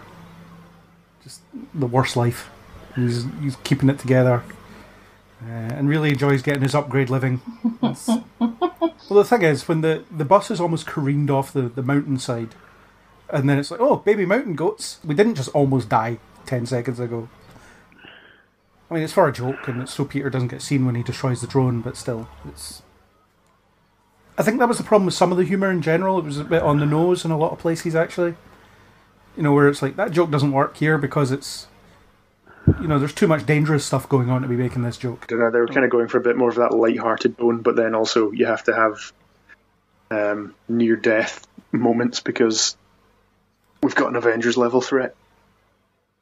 Yeah, and the best joke was him dropping his camera. that was a telegraph joke. Sticky, yeah, I think he caught the camera first, which was funny first because he saw the danger of dropping his camera, caught it, and then dropped it like when he wasn't expecting it. Yeah. And there were some other like lines as well. It's like, speaking as a man of science, witches, and when in Rome, do as the Romans do. When in Venice, your socks get wet. That was a good one. The only bit of comedy I can think of that's a bit on the nose is the baby mountain goats bit, because, yeah, they almost died because Peter's an idiot. I think that's fairly consistent, is that Peter is a bit of an idiot, no matter what he does. He's always kind of making like huge catastrophic mistakes. Although with Brad, do you think they're setting him up as something? Like in a future film? Because he's like the only one that's really paying attention. And he's only getting half the story. See, I thought Brad was a bit of like a Fury plant or something like that, like sent in to disrupt, but then they never really did anything with it. So I don't know, maybe it's something they're setting up for the future. He'll be this version's hobgoblin or something, because we haven't had a goblin yet. How many appearances we had by Spider-Man? No goblins whatsoever. What is the world coming to? What is the world coming to with just no goblins? Does anybody have any other thoughts on kind of the side characters before we move on? There's a throwaway little moment, but it is quite significant. There is the first trans character in a Marvel movie is one of the kids in Peter's class, and he only gets a tiny bit of screen time, but that's pretty cool, I thought. Which one? I mean, he doesn't have a name in the film, I don't think. Oh. He didn't have a line or anything, but he's in the crowd in the sort of like hotel when they get in Prague. All right, I missed that actually. I didn't spot that. I mostly knew about it because I was reading about it, but that's kind of it. Right, yeah. And you had a bit of a Flash Thompson as well. That kind of touched on his loneliness. You know, he does his videos because he wants people to like him because his parents are neglectful because he's rich and his parents don't care about him, I guess. You don't do anything with it, but it's there. You got a bit of that. I felt a bit sorry for him when he got back and his parents weren't there to pick him up. It was the butler. It was like, oh. Yeah. And that's probably ultimately why he bullies Peter, because he's lashing out, I guess. But he's not as like mean-spirited as previous versions of Flash Thompson. It's kind of played for laughs a bit, and he's not that hard on him, I suppose. I did like the line where it was, Spider-Man inspires me to be a better man and all that stuff, and then Peter walks in and he's like, sup, dickwad? It's kind of spoiled by putting it in the trailer, because you've seen it in the trailer so many times now. Yeah. But yeah, I thought that was a pretty good line. Or the more family-friendly version of the trailer where he says, sup, loser? It's so obviously dubbed. Yeah. It's just obviously terribly dubbed. So I don't know if we'll get more Flash in the next film, maybe. Who knows? With his family situation. Maybe he could be like that version of Harry Osborn, because we don't need a Harry Osborn in this version, I guess. You could use Flash for that, because he is kind of that. I was thinking that, is like, because he's sort of rich and around Peter, that it sort of ticks the box there where maybe Flash wouldn't have in the past, so, yeah. Could happen. So in terms of the illusions, the kind of action and the illusions and how they're set up, do you think it, like, completely adds up? I mean, I kind of touched on it earlier, where if you turn like thermal imaging on it, surely it gives away the reveal and gives away the trick, and you get that bit in London where they power down the illusion and expect everybody still to be kind of terrified of this elemental creature. So it probably doesn't add up if you put it under any scrutiny. The one that sort of threw me off was the big sort of lava monster when he's throwing rocks at the lava monster. And it's like, if the drones are inside and he's throwing rocks inside, then surely he's just been like destroying the drones. It's either that, or you've got drones pretending to be rocks that can then be flung at the lava monster. Yeah, because doesn't Mysterio tell him to throw the rocks? Yeah. So yeah, he's probably just had like... Or tells him not to throw metal, yeah. Yeah, don't throw metal because it'll break the drones. Throw these rocks, which probably weren't here earlier, but flew into place at the beginning of this fight. The drones were kind of outside. I think they were on the outskirts of the arena, and they were projecting into it. Like, they were projecting 3D holograms into it, because when Peter accidentally shoots web at the Ferris wheel and accidentally hits one of the projectors. Like, it's on the outside of it. Ah, right, okay. Yeah. I kind of wondered how they did with doing the Venice thing and whatever else. You know, even the London thing to an extent. You know, it's a bit. I guess it's one of those you just have to suspend disbelief, and then I suppose once you establish that Mysterio is doing all this stuff, then you don't really have to explain how he's doing all this stuff. I quite like they did a bit more than. Like when we watched those cartoon ones, where it's just like, it's a trick, but then they never sort of put any effort into saying like, oh, how anything is a trick. So it's quite nice that he had like a whole team, and there's a bit more explanation going into, oh yeah, this is how the illusions are working. It's not just, I've made the illusion of I can fly, and then they never explain how the illusion's done, sort of thing. Yeah, and I love his mocap suit. Yeah, I love the mocap suit. Well, the funniest thing is, there was like set photos that leaked, sort of as the film was in production, and you had like Jake Gyllenhaal wearing a mocap suit, and no one knew like that was actually the costume he was wearing in the film. Everyone assumed it was going to get digitally replaced by like the Mysterio suit, but it's just, well, it kind of is, but kind of isn't. It's costume designer had a nice easy day that day. So just put on the mocap suit. Brilliant. And he had his even bigger fishbowl that he wore during all that. Do you think they CGI'd the fishbowl he wore in the mocap suit so that if they were filming outside it doesn't look like he was wearing a mocap suit? Yeah, basically. Yeah, it was. Although they had pictures of him in practical costumes as well. So I guess it depends on the scene. And it is funny how in all three of the elemental fights he just shows up and just shoots green stuff at them without explaining what the green stuff really is. It's like, yeah, I just shoot green things at things until they die. Green lasers, that's it. Because magic, ooh. Well, yeah, you get the kind of, it looks like the Doctor Strange spells as well. But again, no one explains what they're supposed to be doing or whatever. Like, it's often a criticism against magic-based stuff, where they, whoever it is using the magic, it's like, well, I don't understand how this works, so they can just do anything. And then normally, whenever someone gets them on the ropes, they just have a counter spell. So it's kind of like that. And, it's during the fire creature fight, it's like, well, to defeat this, I'm just going to have to get even more green stuff and shoot the thing and pretend to die because that'll upset Peter, I guess. The one that I kind of liked, which was an actual one, not quite, was the first time when Mysterio meets him at basically pretends to be Fury. That one, the sort of mind trippy one. Yeah. But I didn't quite understand how that was done. That was the one that I was like, how did because gravity and falling and that kind of motion, it's like, how does all that work? So but I think visually it was really interesting. Yeah. So it was just a building under construction that was just full of holograms and stuff. So when he was actually... You have to have pretty well choreographed to be able to present to him exactly what was happening in terms of his motion falling off a ledge and things, and have all of his illusions or his holograms and things appear exactly as they should. I mean, maybe that would make it more trippy if you were falling, but it actually looked like you were falling upwards or something. Well, I suppose that's where the suspension of disbelief comes in. It's like he's prepared for this somehow, but couldn't really have anticipated some things. But I like how they built trick on top of trick on top of trick, where it's like, oh, it looks like Fury's defeated Mysterio now. Oh no, that's another trick. Like, oh no, he's been hit by a train. Maybe that's another trick. Nope, he has actually been hit by a train. And now he's in the Netherlands for some reason. Which was hilarious yet pointless. Everyone's so nice here. Yeah, they came off rather well, didn't they? Yeah. But as you know, Europeans love Americans. Everybody knows that. I actually thought that the action made good use of Spider-Man's particular set of skills, to quote Taken. You did have the taser webs, which are, tech, fine. And then actually turning his spider sense into a major plot point. This is how he wins, by using his spider sense and trusting the Peter Tingle.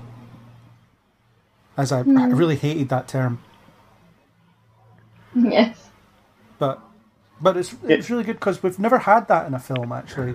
In a Spider-Man film except maybe Spiderverse, where the spider sense does become really important. It just kind of gets forgotten about in most of them. Yeah, it was quite a cool sequence where he was relying on it and just being able to see through the illusions.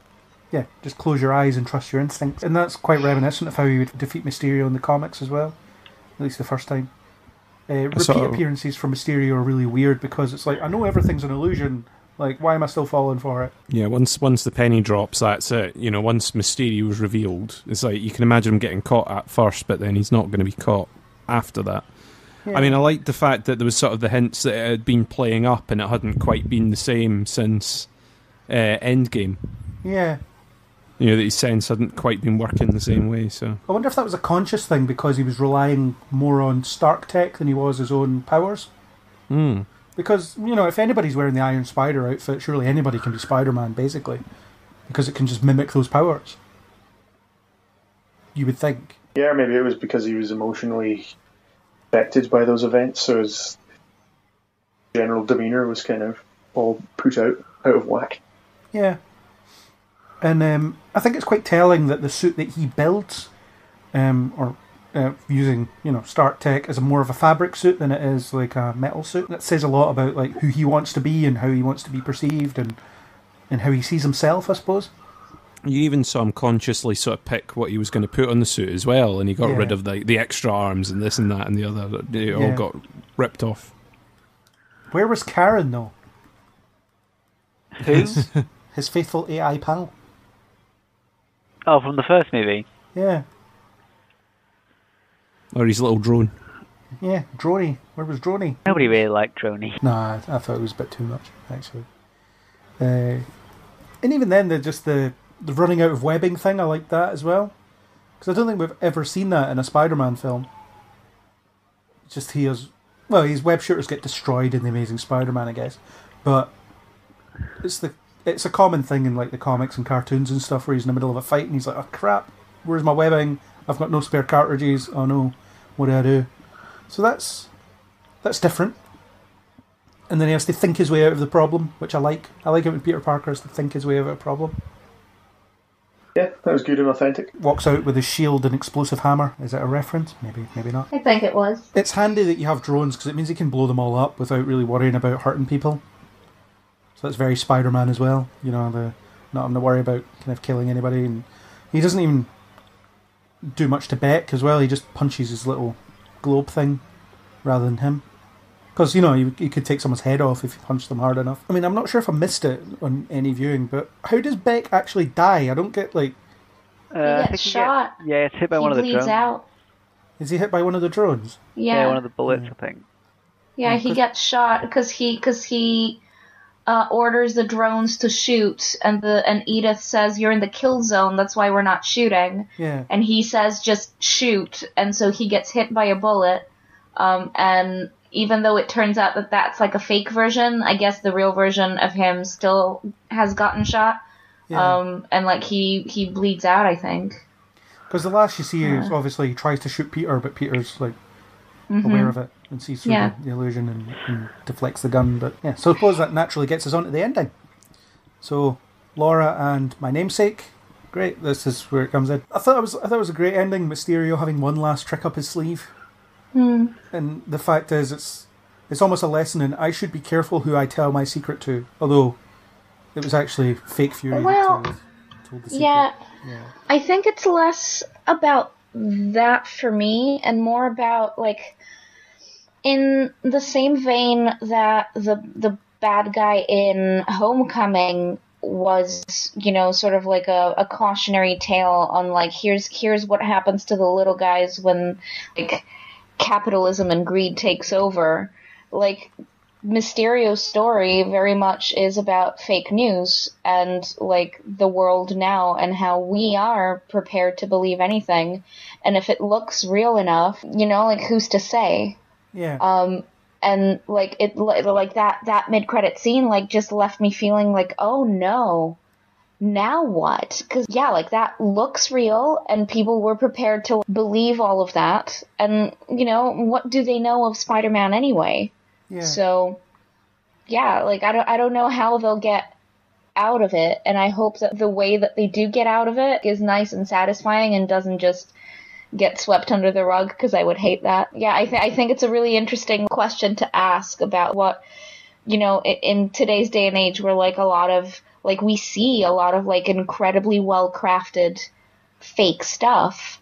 And, it sometimes takes, like, lots of snooping to figure out, like, what's real. And so, just, like, I don't know, Spider-Man movies making social commentary. I dig it. Yeah. And even at that, if and when he's proven innocent, it doesn't mean everyone will believe that he's actually innocent because, people make up their own mind on which footage they believe, I suppose. Yeah. I mean, it is very unfortunate that that Edith did say, "Would you like me to execute all cancellation orders?" Yeah. And he says, "Yes, execute them all." So it's very unfortunate phrasing. Edith, if he wants to cancel, you've got to ask him this particular way so that he says this, please. Do it that way. I mean, I feel that like the reveal of his identity could be gotten round using like the usual sort of sci-fi TV trope where you've got shapeshifters around. it depends on if Fury's wanting to reveal that he has a team of shapeshifters, because you could just get someone to, one of them to pretend to be Peter, while Peter goes out as Spider-Man and does a big rescue thing, while fake Peter is holding a press conference saying that he's not Spider-Man. And I think that would sort of maybe get rid of that pretty quick. Well, I mean, even at that, there's like the holographic mask thing that Black Widow uses in one of the movies, in Winter Soldier. Like, yeah, that technology already exists to get around that. I think that at least at that level, it's, someone can go up and touch his face or slap him about the face or whatever, and the illusion wouldn't drop, whereas with a hologram it would. It was like it would take further, it would take a bit more thorough scrutiny than the others. I mean, how he's going to get out the accusation that's made is a different thing. How Spider-Man's going to get around that, I don't know, might be tricky. Well, I kind of had some thoughts on that anyway. So on the identity thing, there's an episode of Spectacular Spider-Man that's really that does this really well. There's a bit where just Venom turns up at the Daily Bugle and says Peter Parker is Spider-Man, and then the following episode, basically what happens is that version of Ned Leeds interviews everybody in Peter Parker's life to try and find out if he is actually Spider-Man. And you've got this, some people are a bit like, could he be? It would explain a lot, and then they're like, nah. And they just dismiss it. And then Flash Thompson's like, no, there's no way he could be Spider-Man. Spider-Man's cool, and Peter Parker isn't. So therefore, no, not a chance. And Aunt May's like, am I being punked? And so you've got this kind of, just because it's been outed doesn't mean that anybody will believe it. So they could go down that route. Another alternative is there's the secret identity is gone, because the MCU doesn't really care about secret identities. It never has, not since the beginning. Since Tony Stark said, I am Iron Man in the first film. That's it. They've not bothered about it. But the murder accusation, I mean, he has access to Stark Industries lawyers, presumably. He could get a very high-priced lawyer that can help. I think the next Marvel movie is going to be a courtroom drama. Well, it could be. Maybe Matt Murdock will represent him. And Jessica Jones can dig up evidence. This is in like 2 years from now when they're allowed to do that.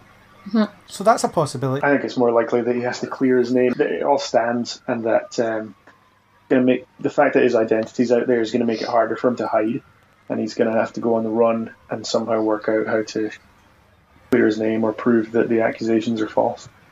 I mean, Pepper has her work cut out for her with the PR issue that comes from the Stark Tech destroyed London, side of it as well, I suppose. Well, I suppose at the moment, if Mysterio's believed, then Star Trek didn't destroy London. Oh, it did it? No, he says Spider-Man attacked me with an army of drones, Stark technology. Yeah, just that was it. There's no getting out of that, so there'll be some PR issue there, but I would like to see, Spider-Man Most Wanted be the next film, where he just has to figure out how to win the trust of the public back, I guess. Do his apology tour. That'll be the next time he goes on YouTube video, just a YouTube apology. Yeah, it wasn't me. It was an illusion. They could obviously do the actual comic book origin of Scorpion as well. In the comics, it's Jameson that pays to get Scorpion made in the first place. Or they could do like Spider Slayers, where every now and again, I mean, you're going to laugh when I tell you this, but every now and again, Jameson would pay Spencer Smythe, as it was at the time, to build a Spider Slayer robot that would go and attack Spider-Man. It'd be this like bipedal robot with Jameson's face on it, just on a screen, just attacking Spider-Man for an issue. It's as stupid as it sounds. But I like InfoWars Jameson. I think that's something they need to stick with. I think that's a neat way of doing it. I mean, it was great seeing him back as JJ, and the putting him as like this InfoWars style character, just spot on. That in this Spider-Man universe, of course, that's what he is, bringing it up to date. I mean, Isaac, you predicted the cameo, but I didn't see it coming at all. Yeah, they're not going to get someone else to be J. Jonah Jameson, so just once in a end credit scene, he'll show up as J.K. Simmons. Probably say something like, "Get me pictures of the Avengers," and then we'll never see him again. I still think we'll never see him again. I know, Craig, you think that there'll be more J. Jonah Jameson, but I reckon that's all we'll ever get, I think. Well, they could do a bunch of sort of pre-recorded stuff like that, you know, InfoWars stuff on screens that could be in the next film. I think if he's trying to defend his name, and if that is the theme of the next Spider-Man film, then you will get just tons of clips of him just constantly trying to prove that he's right and take him down. Yeah. And I think you'll end up with that. Whereas if they go on a different track with it, then you might not get as much. I don't know. I know that you're saying he's a one-off, but I think he'll come back. I think that maybe they'll get such a rise, you know, that people will be like, "Woo, that was amazing!" That they'll be like totally inclined to have him in the movie. Well, did you hear about how this cameo actually happened?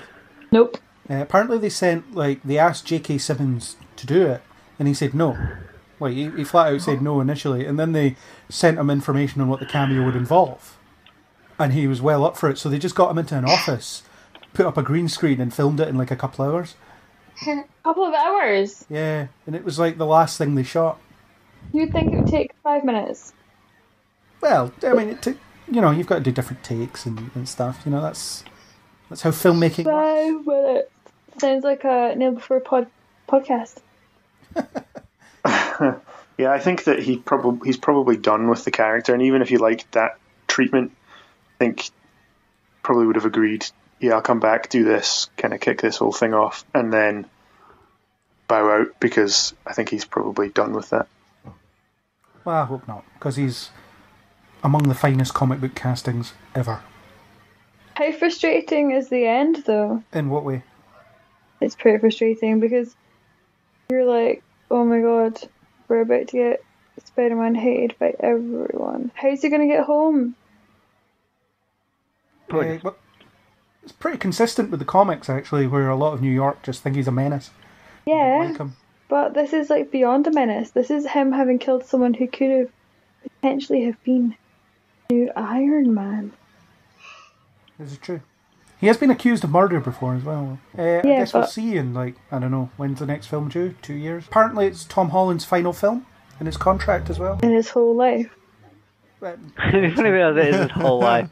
It's like, this is the one role you get to play, Tom Holland. The part of the contract is that afterwards... He may never act again. He never act again. That would be a shame. Poor Tom Holland just, like, ousted from acting for the rest of his life because he played Spider-Man a bunch of times. As opposed to other actors that just never got any other work because they played Spider-Man. So, does anyone have any bigger thoughts on what might happen next? Anything out of the box? There has to be something out of the box. I want to see a team up with another young Marvel character. They need more sort of Spider-Man aged. A Ms. Marvel or something. Or Miles Morales. I mean, we were saying it'd be good to have Miles Morales, but... No, like another... like. A different superhero they can then launch off that's not spider-related. I'm going to go with specifically Miss Marvel. Yeah, use Tom Holland's Spider-Man as like the Tony Stark figure has been for him, for another young superhero. I think that. No, on the same level. Yeah, well, me and Isaac had this conversation a while ago, actually, kind of with the 5-year time jump could have presented an opportunity to have Miles Morales already active. Because he finds out that Spider-Man's disappeared and he's sort of inspired by him to, well, be Spider-Man. So Peter Parker comes back and finds out there's this other Spider-Man kicking about. I think who's the next enemy? Don't know. Like, who's the next villain that we're going to encounter? I don't know. Kraven the Hunter, maybe? Nah. Don't you guys, like, always know? Well, they haven't announced anything yet, so who knows? Yeah, but you always know, Craig. Like, you always know. Even when know. you think that you don't know. Could be Kraven the Hunter, if he's not getting his own solo film at Sony. Like every other Spider-Man villain. The Wet Bandits? The Wet Bandits.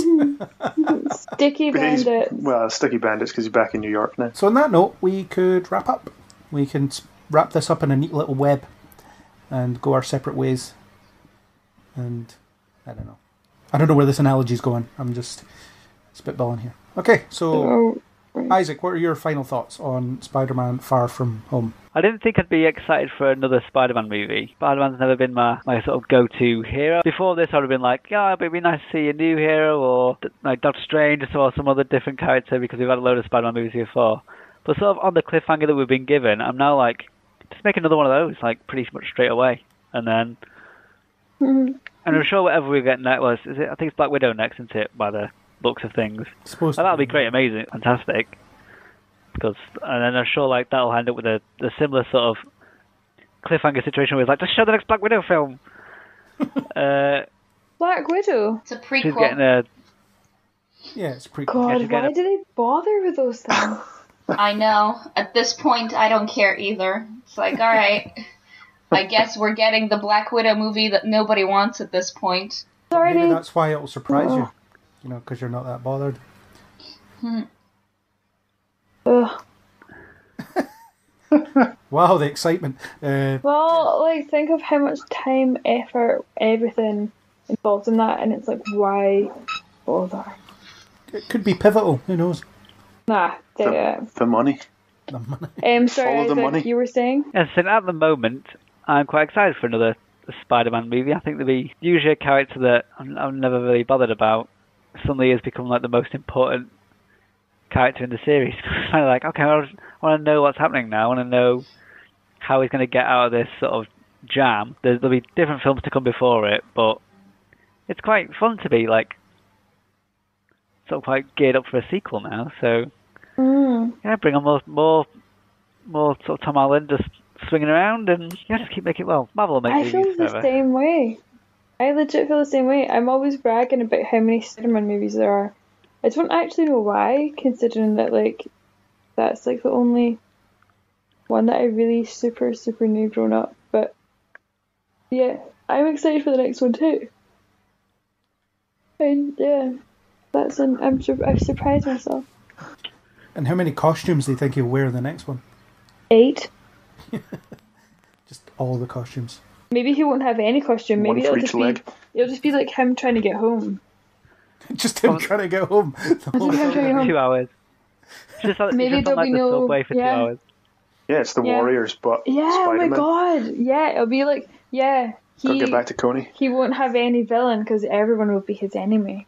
Well, like that terrible John Wick movie where everyone's his enemy. Oh, I didn't see that one. Is It's going to this be the like third John one? Wick 3. He's just going to be like hunted by this city full of assassins somehow.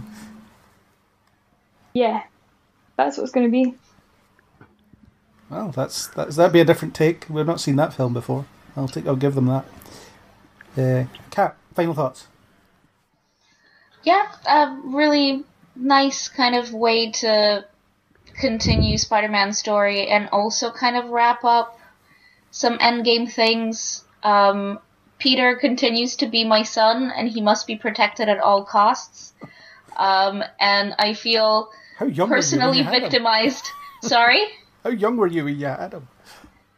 I mean, the age is but a number. Yeah. And also, him being my son is internet's peak. Get with the times, Craig. Also, what do you mean, like, there could have been multiple blips? Or timeline jumps?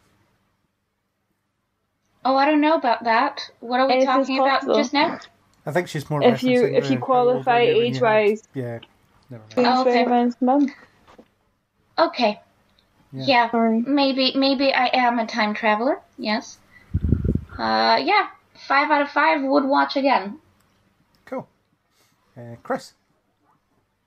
Yeah, I enjoyed it. Like I said at the beginning, I was sort of pleasantly surprised with what they did with it. It sort of put away some of my doubts, explained some of the decisions that they'd made. So, yeah, I enjoyed it. Cool. Angus? They dealt with the post-Endgame fallout, not how I would have wanted to see it explained, but I suppose it fit the tone of the movie. I liked the relationships between the high school characters more than I liked the villain and the villain's plot. I really like Tom Holland as Spider-Man. I really liked MJ, and their relationship was really good. I liked the road trip aspect of it. It was quite cool to see them go on the road and see them in lots of different settings. I do like that they were going for the whole fake news, or seeing what people will believe if we present them with this kind of VR or sort of virtual threat. And it was kind of an interesting angle, but kind of slightly underwhelmed because it kind of undercuts the real threats that some of the characters have faced before, that sort of thing. But yeah, I enjoyed it overall. Cool. Natalie, do you have anything to add to your final thoughts that you gave a minute ago? Mine? Yeah, actually, how did you read my mind? I was wanting to give it a star rating too, because you never let me go for like numbers that are like not whole numbers. So I'm gonna give it a 4.3 out of 5.5. Let's not try and work out that scale. Maybe Craven in accounting will have to help us with that one. Cool. I echo a lot of what Gus said, to be honest, but I think I definitely enjoyed Stereo more because I'm biased. Like, I love him. Fair enough. I really enjoyed it. Part of me wonders, like, what if they'd done the original Mysterio thing where he's like a failed special effects guy? Wouldn't it be funny if he was like a movie guy and he was like, all they make right now are blockbusters and superhero movies. I'm going to give them the blockbuster superhero movie that they want and destroy the world at the same time. I don't know. That would have been one take on it, I don't think. I think it would have been harder to process, but I thought Mysterio was great. Jake Gyllenhaal was really good. He's one of the top tier Marvel villains. I like the action. I love the awkward teenage stuff.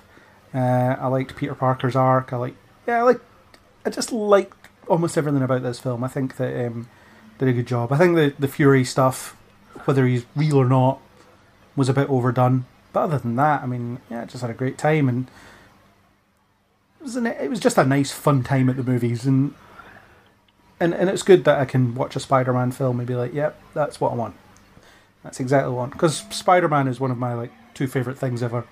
So it's good that I like it. Well, I would like to thank my entire Sinister Six for turning up and getting along, rather than all the infighting that seems to go on when supervillains team up. So I think we'll agree that we'll split the reward for Spider-Man. 90% for me, and then 10% kind of spread amongst the rest of you. Does that sound fair? I think that you'll find several drones pointed at you when you say that. Yeah, well, I think Dr. Octopus would plan for that with his own drones. Natalie, thank you for being here. Bye. Angus, thank you for being here. Thank you. Electro Chris, thank you for being here. You're welcome. Kat, thanks for being here. You're welcome. And Isaac, thank you for being here. Thank you. I'll go put the kettle on. So cute. Classic sound then. Yeah, classic. The end. So that was our discussion of Spider-Man Far From Home. A big thank you to YouTuber Neil Stenson for the supplied music. If you enjoyed this, then web that subscribe button on iTunes, YouTube, Spotify, or any major podcasting app. iTunes users, if you could leave us a star rating and a comment, we would love you forever. If you want to discuss Spider-Man, Marvel, or anything else, then hit us up on Facebook or Twitter under Kneel Before Blog, or leave a comment on kneelbeforeblog.co.uk. So until the Marvel Cinematic Universe is rebooted using nothing but singing cats, make yours Kneel Before Pod.